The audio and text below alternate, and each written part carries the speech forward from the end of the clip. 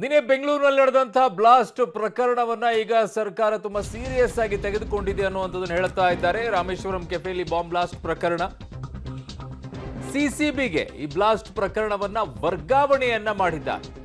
HAL ಠಾಣೆಯಲ್ಲಿ ದಾಖಲಾಗಿತ್ತು ಈ ಪ್ರಕರಣ. ಈಗ ಅದನ್ನ ಸಿಸಿಬಿಗೆ ವರ್ಗ ಮಾಡಿದ್ದಾರೆ. ಎಸಿಪಿ ನವೀನ್ ಕುಲಕರ್ಣಿ ತನಿಖಾಧಿಕಾರಿಯಾಗಿ ಈಗ ಅದಕ್ಕೆ ನೇಮಕಗೊಂಡಿದ್ದಾರೆ. ಸೊ ಸಿಸಿಬಿಗೆ ಈ ಕೇಸ್ ಈಗ ವರ್ಗಾವಣೆಯಾಗಿದೆ.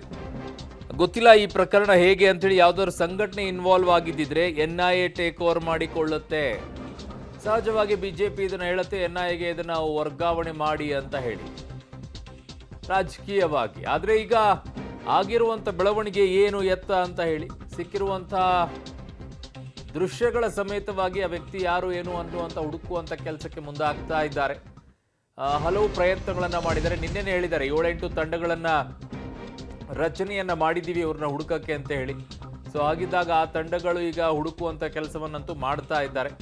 ಆದರೆ ಈಗ ಸಿಸಿಬಿಗೆ ಇದನ್ನ ವರ್ಗಾವಣೆ ಮಾಡಿದ್ದಾರೆ. ನವೀನ್ ಕುಲಕರ್ಣಿ ಎಸಿಪಿ ಅವರ ನೇತೃತ್ವದಲ್ಲಿ ಈಗ ತನಿಖೆ ನಡೆಯುತ್ತೆ ಈ ವಿಚಾರ. ಎಚ್ಎಎಲ್ ಠಾಣೆಯಲ್ಲಿ ದಾಖಲಾದಂಥ ಪ್ರಕರಣ ಈಗ ಸಿಸಿಬಿಗೆ ವರ್ಗವಾಗಿದೆ. ಎಸಿಪಿ ನವೀನ್ ಕುಲಕರ್ಣಿ ಅವರ ನೇತೃತ್ವದಲ್ಲಿ ಇದರ ತನಿಖೆಯಾಗುತ್ತೆ. ತನಿಖಾಧಿಕಾರಿ ಅವರೇ ಈಗ. ಸೊ ಹೇಗೆ ಏನು ಎತ್ತ ಅಂತ ಹುಡುಕಾಡುವಂಥ ಕೆಲಸವನ್ನು ಮಾಡ್ತಾರೆ. ಈಗ ಅತಿ ಮುಖ್ಯವಾಗಿ ಆಗಬೇಕಾಗಿರುವಂಥದ್ದು ಏನು ಅನ್ನೋ ಪ್ರಶ್ನೆ ಹಲವು ಕಾಡುತ್ತೆ. ಯಾವುದು ಅಂತಂದರೆ, ಈ ವ್ಯಕ್ತಿ ಎಲ್ಲಿಂದ ಬಂದಿದ್ದ, ಈ ವ್ಯಕ್ತಿ ಯಾರು, ಯಾತಕ್ಕೋಸ್ಕರ ಬ್ಲಾಸ್ಟ್ ಮಾಡಿದ, ಈ 3 ವಿಚಾರಗಳಿಗೆ ಉತ್ತರ ಸಿಗಬೇಕಾಗಿದೆ.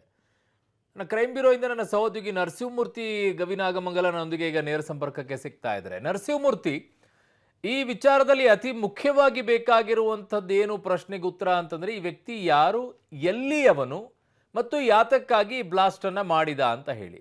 ಅರುಣ್ಣ, ಪ್ರಮುಖವಾಗಿ ನಿನ್ನೆ ನಡೆದಂತಹ ರಾಮೇಶ್ವರಂ ಕೆಫೆಯಲ್ಲಿ ಬಾಂಬ್ ಬ್ಲಾಸ್ಟ್ ಅನ್ನು ನಡೆಸಿದ್ದಾತ ಯಾರು, ಈತ ಎಲ್ಲಿಂದ ಬಂದ, ಈ ಹಿನ್ನೆಲೆಯಲ್ಲಿ ಇನ್ವೆಸ್ಟಿಗೇಷನ್ಸ್ ಆಗ್ತಿದೆ. ಈ ಹಿಂದೆ ರಾಜ್ಯದಲ್ಲಿ ನಡೆದಂತಹ ಬ್ಲಾಸ್ಟ್ಗಳನ್ನು ಇದಕ್ಕೆ ಹೋಲಿಕೆ ಮಾಡಿ ಪೊಲೀಸರು ಒಂದಷ್ಟು ತನಿಖೆಯನ್ನು ನಡೆಸ್ತಿದ್ದಾರೆ. ಅಂದರೆ ಶಿವಮೊಗ್ಗದಲ್ಲಿ ನಡೆದಂತಹ ತುಂಗಾ ತೀರದ ಟ್ರಯಲ್ ಬ್ಲಾಸ್ಟ್, ಅದರ ಜೊತೆಗೆ ಮಂಗಳೂರಿನಲ್ಲಿ ನಡೆದಂತಹ ಶಾರಿಕ್ ಮಾಡಿದಂತಹ ಕುಕ್ಕರ್ ಬಾಂಬ್ ಬ್ಲಾಸ್ಟ್, ಇವೆಲ್ಲವನ್ನ ಕೂಡ ತಾಳೆಯಾಗಿಟ್ಕೊಂಡು ಪೊಲೀಸರು ಒಂದಷ್ಟು ತನಿಖೆಯನ್ನು ಸಹ ನಡೆಸ್ತಿದ್ದಾರೆ. ಆದರೆ CCTVಯಲ್ಲಿ ಸೆರೆಯಾಗಿರುವ ವ್ಯಕ್ತಿ ಯಾರಿದ್ದಾನೆ, ಆತ ಮುಸ್ಲಿಂ ಇರಬಹುದು ಅನ್ನೋ ಒಂದು ಸಂಶಯವನ್ನು ಪೊಲೀಸರು ವ್ಯಕ್ತಪಡಿಸ್ತಿದ್ದಾರೆ. ಅಂದರೆ ಸಾಮಾನ್ಯವಾಗಿ ಬೇರೆಯವರಿಗೆ ಈ ರೀತಿಯಾದಂತಹ ಕಸಬನ್ನು ಮಾಡೋದಕ್ಕೆ ಬರೋದಿಲ್ಲ.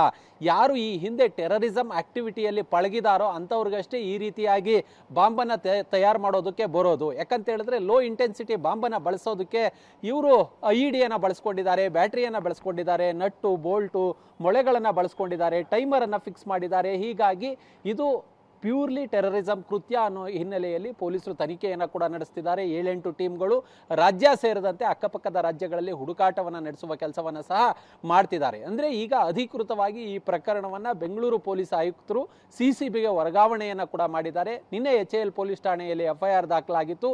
ಅದು UAPA ಮತ್ತು IED ಪ್ರಕರಣವನ್ನು ದಾಖಲು ಮಾಡಿಕೊಳ್ಳಲಾಗಿತ್ತು. ಇದೀಗ ಆ FIR ಅನ್ನು CCBಗೆ ವರ್ಗಾವಣೆ ಮಾಡಿ ನವೀನ್ ಕುಲಕರ್ಣಿ ACP ಅವರನ್ನ ತನಿಖಾಧಿಕಾರಿಯನ್ನಾಗಿ ಕೂಡ ಮಾಡಲಾಗಿದೆ. ಪೊಲೀಸರು ಇಲ್ಲ ಈತ ಸಿಗ್ತಾನೆ, ಒಂದು 2-3 ದಿನಗಳಲ್ಲಿ ಈತನ ಹಿಡಿಯುವ ಭರವಸೆಯ ಮಾತುಗಳನ್ನು ಕೂಡ ಆಡ್ತಿದ್ದಾರೆ. ಆದರೆ ಇದು ಪ್ಯೂರ್ಲಿ ಈ ಹಿಂದೆ ನಡೆದಂತಹ ಕೃತ್ಯಗಳೇನಿತ್ತು ಅದಕ್ಕೆ ಹೋಲಿಕೆಯನ್ನು ಮಾಡಿ ನೋಡಿದಂತಹ ಸಂದರ್ಭದಲ್ಲಿ ಭಯೋತ್ಪಾದನಾ ಕೃತ್ಯವನ್ನು ಎಸ್ಕೋದಕ್ಕೆ, ಜನರನ್ನ ಭಯಭೀತಿಯನ್ನಾಗಿ ಮಾಡೋದಕ್ಕೆ ಈ ರೀತಿಯಾದಂಥ ಒಂದು ಕೃತ್ಯವನ್ನು ಮಾಡಿದ್ದಾರೆ ಅನ್ನೋ ಹಿನ್ನೆಲೆಯಲ್ಲಿ ಪೊಲೀಸರು ತನಿಖೆಯನ್ನು ಕೂಡ ನಡೆಸ್ತಿದ್ದಾರೆ. ಅರುಣ್, ಓಕೆ ನರಸಿಂಹಮೂರ್ತಿ, ಹೀಗಿದ್ದಾಗ ಪೊಲೀಸರು ಈ ತನಿಖೆಯನ್ನ ಮಾಡುವಂತ ಸಂದರ್ಭದಲ್ಲಿ ಇದನ್ನ CCBಗೆ ಈಗ ವರ್ಗಾವಣೆಯನ್ನ ಮಾಡಿದ್ದಾರೆ. ಬಟ್ ಈ ಕೇಸ್ ಯಾವುದೋ ಸಂಘಟನೆ, ಭಯೋತ್ಪಾದಕ ಸಂಘಟನೆ ಇನ್ವಾಲ್ವ್ ಆಗಿದೆ ಅಂತಂದ್ರೆ ಇಮಿಡಿಯೇಟ್ ಆಗಿ NIA ಇಂಟರ್ಫಿಯರ್ ಆಗುತ್ತಾ ಅಥವಾ ಸರ್ಕಾರ ಇದನ್ನ ಹ್ಯಾಂಡ್ ಓವರ್ ಮಾಡಬೇಕಾಗತ್ತಾ?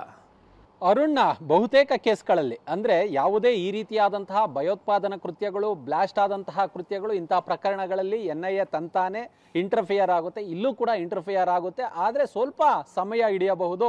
ಬಹುಶಃ ಒಂದು 5-6 ದಿನಗಳ ಕಳೆದ ಬಳಿಕ NIA ಅಧಿಕೃತವಾಗಿ ಈ ಕೇಸನ್ನು ಅವರು ತೆಗೆದುಕೊಂಡು ತನಿಖೆಯನ್ನು ನಡೆಸಬಹುದು. ಅಲ್ಲಿಯವರೆಗೂ ರಾಜ್ಯ ಪೊಲೀಸರು ತನಿಖೆಯನ್ನು ನಡೆಸಲೇಬೇಕಾಗುತ್ತೆ. ಅಲ್ಲಿಯವರೆಗೂ ಇವರು ಯಾವ ರೀತಿಯಾದಂತಹ ತನಿಖೆಯನ್ನು ನಡೆಸಿದ್ದಾರೆ ಅನ್ನೋದ್ರ ಬಗ್ಗೆ ಬೆಳಕನ್ನು ಚೆಲ್ಲಬೇಕಾಗುತ್ತೆ. ಆ ಹಿನ್ನೆಲೆಯಲ್ಲಿ ರಾಜ್ಯ ಪೊಲೀಸರು ತನಿಖೆಯನ್ನು ಕೂಡ ನಡೆಸ್ತಿದ್ದಾರೆ. ಅಂದರೆ NIA ಅಧಿಕಾರಿಗಳು ಇದೀಗ ಕೇಂದ್ರ ಗೃಹ ಇಲಾಖೆಗೆ ಅಪ್ರೋಚನ್ನು ಮಾಡ್ಕೊಳ್ತಾರೆ. ಈ ಕೇಸನ್ನು ನಮಗೆ ಕೊಡಿ, ತನಿಖೆಯನ್ನು ನಡೆಸ್ತೀವಿ ಅನ್ನೋ ನಿಟ್ಟಿನಲ್ಲಿ.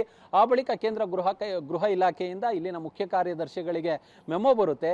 ಆ ಮೆಮೊ ಆಧಾರದ ಮೇಲೆ ಆ ಬಳಿಕ ಈ ಕೇಸ್ ವರ್ಗಾವಣೆಯಾಗುತ್ತೆ. ಅಲ್ಲಿಗೆ ಬಹುಶಃ ಒಂದಷ್ಟು ಆ ತನಿಖೆಯಲ್ಲಿ ಈ ಒಂದು ಪ್ರಕರಣದಲ್ಲಿ ಒಂದು ಅರ್ಧದಷ್ಟು ತನಿಖೆಯನ್ನು ಪೊಲೀಸರು CCB ಪೊಲೀಸರು ಮಾಡಿ ಮುಗಿಸುವ ಒಂದು ಉತ್ಸಾಹದಲ್ಲಿ ಪೊಲೀಸರು ಇರೋದು. ಕಾರಣ ಇದೀಗ ನಡೆದಿದೆ, ಕೇಸು CCBಗೆ ವರ್ಗಾವಣೆಯಾಗಿದೆ. CCBಯಲ್ಲೂ ಕೂಡ ಭಯೋತ್ಪಾದನಾ ನಿಗ್ರಹ ದಳವನ್ನು ಕೂಡ ರಚನೆ ಮಾಡಲಾಗಿದೆ. ಈ ಹಿನ್ನೆಲೆಯಲ್ಲಿ ಅವರ ನೆರವನ್ನು ಪಡ್ಕೊಂಡು ಮತ್ತೆ ನುರಿತ FSL ತಜ್ಞರು ಒಂದಷ್ಟು ರಿಪೋರ್ಟ್ಗಳನ್ನು ಕೊಟ್ಟಿದ್ದಾರೆ.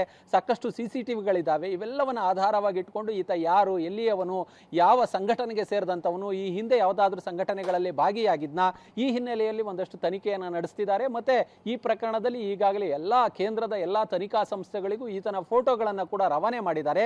ಅದು ರೈಲ್ವೆ ಸ್ಟೇಷನ್, ಏರ್ಪೋರ್ಟ್ ಸೇರಿದಂತೆ ಎಲ್ಲ ಕಡೆ ಈತನ ಫೋಟೋಗಳನ್ನು ಕಳಿಸುವ ಕೆಲಸವನ್ನ ಮಾಡಿದ್ದಾರೆ. ಈ ಹಿನ್ನೆಲೆಯಲ್ಲಿ ಸಾಧ್ಯವಾದಷ್ಟು ಬೇಗ ಈ ಒಬ್ಬ ಶಂಕಿತನನ್ನ ಹಿಡಿತೀವಿ ಅನ್ನೋ ಹಿನ್ನೆಲೆಯಲ್ಲಿ ಪೊಲೀಸರು ಮಾತನಾಡ್ತಿದ್ದಾರೆ. ಹೀಗಾಗಿಯೇ ಪೊಲೀಸರು ತ್ವರಿತಗತಿಯಲ್ಲಿ ತನಿಖೆಯನ್ನು ಕೂಡ ಮುಂದುವರಿಸಿದ್ದಾರೆ. ಅರುಣ್. ಓಕೆ ನರಸಿಂಹಮೂರ್ತಿ, ನಿಮ್ಮೆಲ್ಲ ಮಾಹಿತಿಗೆ ಧನ್ಯವಾದಗಳು.